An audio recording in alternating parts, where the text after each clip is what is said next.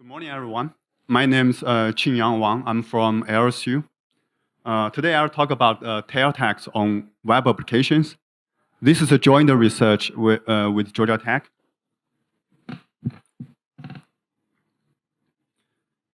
Mission critical applications usually have a strict response time requirement because of the intense competitive pressure. For example, Amazon reported that every 100 millisecond increase in page load decreases their sales by 1%. And Google found that a 500 millisecond additional delay in their search result could reduce revenue by up to 20%. New application areas such as augmented reality devices requires system-wide responsiveness in order to guarantee smooth and natural interactivity. For these applications, always guarantee fast response time is critical for their business. In this talk, I'll introduce a new type of tag targeting response time sensitive web applications. We call it tail tag. The goal of the tag is to degrade the performance of the target website, causing a long tail latency problem while keep stealthy. So what is the long tail latency problem? This figure shows a response time distribution of a news website benchmark application in one of our experiments. The x-axis is a response time, y-axis is a frequency, which means that how many requests are finished with certain response time. So we can see a clear bimodal distribution. And majority of the requests, y-axis is in log scale, okay?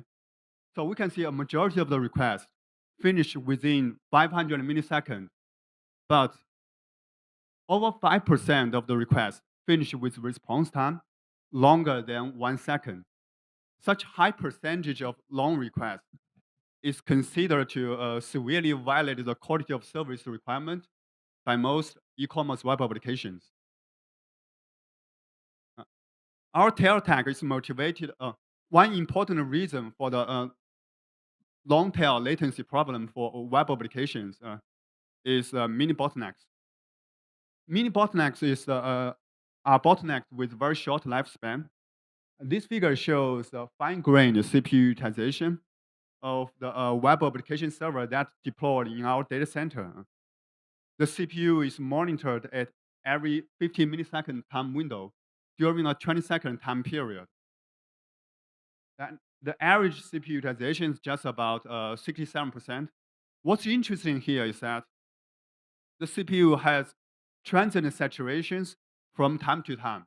And these transient CPU saturations creates the mini bottleneck in a system.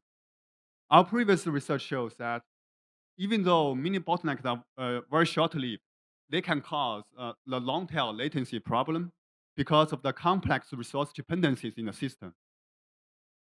So our tail tag is motivated by our previous research on mini bottlenecks. The main idea of our tail tag is to launch controlled burst of HTTP requests to create the mini bottleneck in a targeted system. So this figure shows on and off pulsating style of our tail tag. During the burst on period, the attacker will send a burst of attacking but legitimate HTTP requests to the targeted system. The purpose is to create a mini bottleneck by transiently saturating the bottleneck resource in the targeted system. By controlling the burst intensity and the burst interval, an attacker is able to control the negative impact of the tail tag. For example, make the 95 percentile response time of the targeted system longer than 1 second. Here we show a reproducible tail tag in one of our experiments. We use Rubos, a standard news website benchmark modeled after Slashdot. The Rubos benchmark adopts the NTR architecture, which is adopted by most large-scale e-commerce web applications. There are 24 web interactions in this benchmark. This figure shows a typical three-tier topology of web applications that we use in our experiments. We use Apache as web server, Tomcat as application server, and MySQL as a database server. The workload generator of Rubel's benchmark emulates a number of normal users to interact with with the web application. The behavior of each user follows a Markov chain model to navigate between different web pages. And we use Apache Bench to generate a burst of tagging HTTP requests within a very short time window and repeat many times. This figure shows a concrete attack scenario. We choose a representative 8-second experimental period. The attacker sends a burst of 250 HTTP requests within 15 millisecond time window and repeated every 2 seconds. So during the 8-second time period, we can see 4 bursts in total. This figure shows the fine-grained CPU utilization of each server in the 3-tier system during the same 8-second time period. The pink line is MySQL queue. And we can see that the burst of attacking requests create the transient CPU saturation in MySQL. And each saturation is less than 500 milliseconds. So these transient CPU saturations in MySQL creates the mini bottleneck in the target system. To further understand the impact of a mini bottleneck on NTL web application performance, let's first review what will happen when let's first review how a NTL system process a request. This figure shows that a request flows from the Apache server to the downstream Tomcat and finally reach to MySQL. And the response just returns back to the upstream tier recursively and finally to the end users. Because of the traditional thread-based server architecture, servers communicate with each other using the synchronous RPC call and response. In this case, a processing thread in an upstream tier will not be released before it receives all the replies from the downstream tiers. So a mini bottleneck in MySQL not only causes requests to queue in MySQL itself, but also cause large number of threads to wait in the upstream tier, such as Tomcat and Apache. This figure shows the number of queued requests in each tier of the 3-tier system. The pink line is MySQL queue, and the blue line is Apache queue. We can see that the mini bottleneck in MySQL not only cause a request to queue in MySQL itself, but it causes even longer queues in the upstream Tomcat and Apache, even though the bottleneck is not there. Once the queued request in the frontmost Apache exceeds the concurrency limit, the new coming request will be dropped and causing TCP transmissions. The current TCP transmission protocol requires the client side to back off at least 1 second to resend the request and causing requests with very long response time. The entire process is called cross-tier queue overflow, initiated by the mini bottleneck in a downstream tier. This figure shows the number of requests with response time longer than 1 second perceived by the normal users during the same 8-second time period.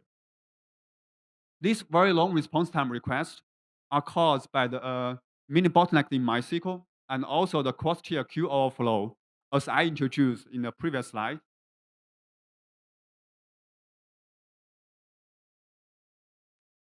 Tail attacks is very harmful.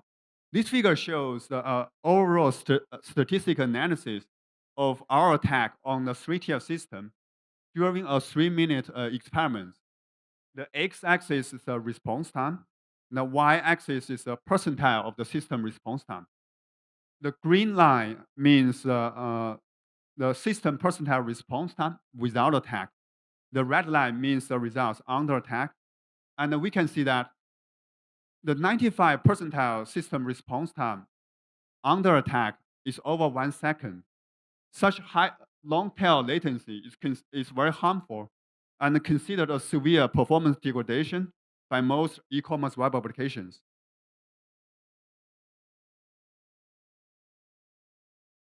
Tail attack is also very stealthy. These two figures shows uh, some observations of monitoring tools with different granularity. The top figure shows the fine-grained CPU utilization of each server in the three-tier system using a 50 millisecond monitoring granularity. And it clearly shows that MySQL CPU has transient saturations. The bottom figure shows the same CPU utilization of each server, but use 1 second granularity. And we cannot observe any CPU saturation at all. The problem is majority of the mainstream monitoring tools only support cost monitoring granularity in seconds or even minutes. So, like there's few examples here. Okay, so these cost granularity monitoring tools are not able to reliably detect the mini bottleneck in a targeted system, which means that the tail attack can be very stealthy to normal defense and monitoring tools. Now we have a general knowledge of tail attack, but how can we launch an effective tail attack? We have three knobs to control: burst length, burst volume, and a burst interval. Each burst of attacking request is to create a mini bottleneck in the target system. The created mini bottleneck should be long enough in order to cause the damage on the target system. For example, make the 95 percentile response time longer than 1 second. On the other hand, the created mini bottleneck should be short enough to be able to escape the detection of the monitoring tools encrypted in the target system. For example, less than 500 milliseconds. Regarding to how to select appropriate attacking request, you can refer to our SecureCom paper this year for more information. Let's first review what will happen during a tail attack. An attacker sends a burst of HTTP attacking requests to the target NTS system. Each burst will create a mini bottleneck in the last tier. And the mini bottleneck in the last tier just blocks the request processing in the last tier. And the queue of the last tier will soon fills up, which blocks which pushes the queued request to the upstream tiers like C2 and C1 tier, okay, the frontmost tier. Once the queues in the frontmost tier is full, the new coming requests from legitimate users will be dropped and causing TCP transmissions. And the end users will perceive very long response time requests. In order to launch an effective tail attack, we need to be able to solve two challenges. The first challenge is how to infer the damage of an ongoing tail attack. The second challenge is how can we guarantee that the attack is stealthy? In other words, we need to be able to quantify the damage and the stealthiness given the created mini bottlenecks in the targeted system. In order to solve the above two challenges, we use a simplified Q network theory to model the NTL web system under attack. And we introduce new metrics to quantify the damage and the stealthiness of the tail attack. Here is our Q network model for typical NTL web systems under a tail attack. The lambda is a request rate, C is a service rate, and Q is a queue size for each tier. We have three assumptions in our model. First, typical NTL system use the call response RP style synchronous communication between different servers. Second, one request arriving to a downstream tier needs to go through every upstream tiers. Okay? Third, every CUDA request in a downstream tier server will hold a position in every upstream server. For example, the colored bar means occupied position. So, given the system model, we define the damage length to quantify the damage of a tail attack. A damage length means the length during which the new coming request will be dropped. As I explained before, once the frontmost tier queue is filled up, the new coming request will be dropped. So the damage length can be calculated by using the burst length minus the time to fill up all the queues in the system. And the burst length is controlled by the attacker. In order to get the damage length, we need to be able to know the time to fill up all the queues in the NTL system.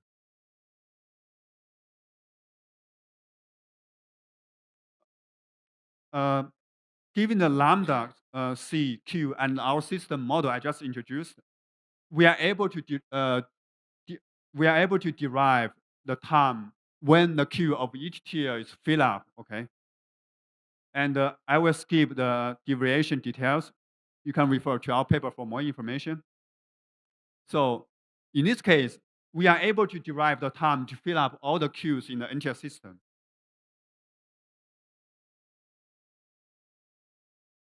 Given the burst length controlled by the attacker and also the time to fill up all the queues, we are able to infer the damage of a tail attack, damage length of a tail attack. So by controlling the damage length and also by controlling the damage length created by a burst of attacking request and also the interval between bursts, we are able to control the damage, the impact of damage on the target system. For example, make the 95 percentile response time of the target system longer than 1 second. The second matrix we want to introduce is the mini bottleneck length. Mini bottleneck length is a length during which the bottleneck resource of the target system is 100% utilized. The mini bottleneck length is used to quantify the stealthiness of your attack. The shorter, the better. Mini bottlenecks can be divided into two parts. The first part is the total serving time of attacking request. And the second part is the total serving time of the normal request during a burst. Okay. Fortunately, both the two metrics can be derived from our attack model. Okay. And I will skip the derivation details of the two parts. So you can refer to our paper for more information. So given the damage length and also the mini bottleneck length derived from our model, an attacker is able to control the effectiveness and also the stealthiness of our attack. We implement a self-adaptive control framework to launch our attack. The framework is able to adjust the attacking parameters in order to always meet the attacker's goal. For example, make the 95 percentile response time of the target system longer than 1 second, and always keep the created mini bottleneck length to be less than 500 milliseconds. The framework has two important components. One estimator, then the other one is controller. The estimator uses a prober to estimate the damage length of the target system by sending lightweight requests to the target system.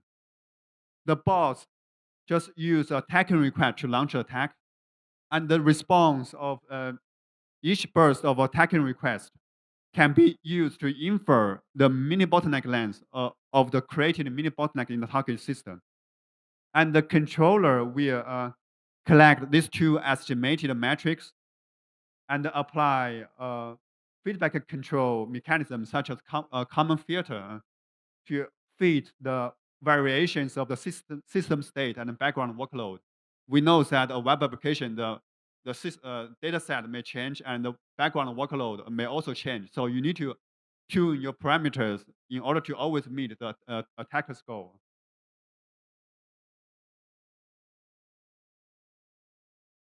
So in this talk, in the previous slides, I kind of introduced how to launch effective tail attacks. But can we detect and defend our tail attacks? Here we propose a three-step solution. The first step, in order to detect a tail attack, we need to be able to detect the mini bottlenecks created by tail attacks using the fine-grained monitoring tools. The second step, we need to identify the burst that triggers the mini bottleneck in the targeted system. And this step can be achieved by applying the fine-grained timeline correlation analysis in the targeted system. The third step is to identify bots from normal users. And we use a simple IP-based statistical analysis to achieve our goal. Remember that bots always send attacking requests during the burst on period. Assume that every burst of attacking request will create a mini bottleneck in the targeted system. So I just use a mini bottleneck on to represent the burst on, because in the targeted system you can only observe the mini bottleneck, okay, by using the monitoring tools. On the other hand, a normal user will send a request during both the mini bottleneck on and the mini bottleneck off period. So we define a suspicious index for each IP address. The suspicious for each IP, we collect the number of arrival requests during the mini bottleneck on period, and we also collect the number of arrival requests during both the mini bottleneck on and off period. So it is easy to imagine that for for a bot IP, the suspicious index should be close to 1, because a bot IP never send a request during the mini bottleneck off period. On the other hand, the suspicious index for normal user will be close to 0, because a normal user will send much more requests during the mini bottleneck off period, because the mini bottleneck off period is much longer than the mini bottleneck on period. This figure shows our measurement results of the three-tier system under attack. X-axis is a suspicious index, and Y-axis is a number of IPs with the same suspicious index. The green bar means IP from the normal users, and the brown bar means IPs from the attackers. We can see that our approach is able to separate them clearly. There are still significant challenges to reliably detect and defend tail attacks. The most challenging for defender is how to reliably detect the mini bottlenecks in a targeted system. This is because the mini bottlenecks are very short, usually in terms of tens of milliseconds. Most current monitoring tools either do not support fine-grained monitoring or cause very high overhead to support fine-grained monitoring. So the tools may not may basically can cause very overhead if they exist. In addition, there are many potential resources that can cause mini bottleneck in a targeted system, like including both hardware and software, like database logs. And those potential resources may be beyond the coverage of the monitoring tools. So it's difficult to capture the cause of the mini bottleneck. Fortunately, we are developing a fine-grained monitoring infrastructure called Mini Monitor to solve this challenge. And currently the mini monitor is on alpha release. If you are interested, you can download the tools from our website. Another challenge is how to distinguish the mini bottlenecks caused by the legitimate workloads and the attacker.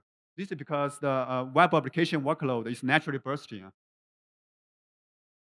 So in this talk, I introduce a novel tail attack for degrading the quality of service of web applications.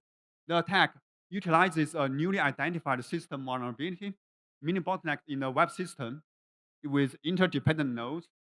We showed that the tail attacks are both harmful and stealthy. And detection and defending of tail attacks are possible, but challenges remain. Yeah, I'm ready to take questions. Okay.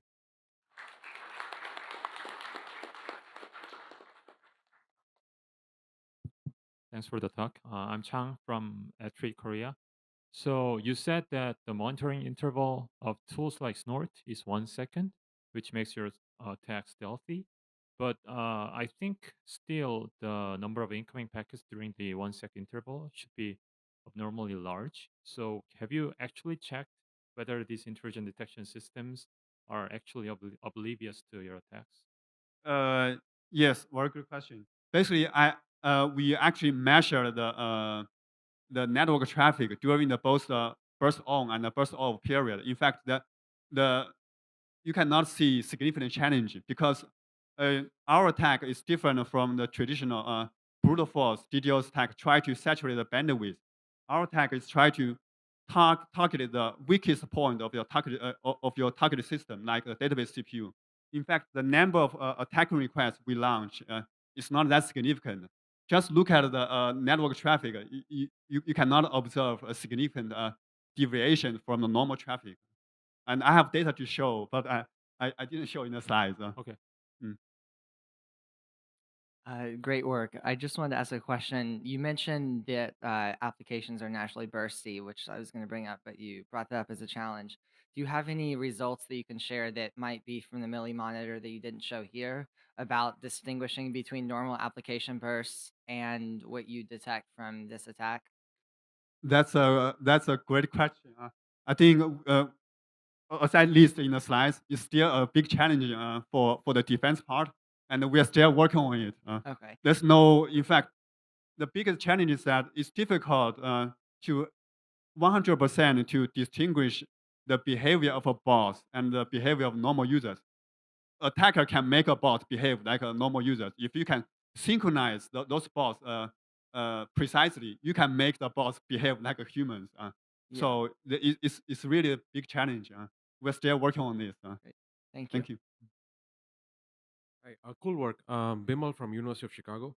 So I have two questions. First is you looked at a very traditional web architecture, the server, database, and so on. But today, if you look at sites like Netflix and so on, they have very complex microservice-based architectures. There are hundreds of components. There are dependencies between each of them. Do you have a sense for whether these attacks would work on such complex web architectures? Yeah, we want to try. Okay. Yeah, in fact, we want to try the really large scale web systems, but even though your system can be large scale, the basic architecture probably can still be categorized as an N-tier, and there's still a complex dependency between nodes.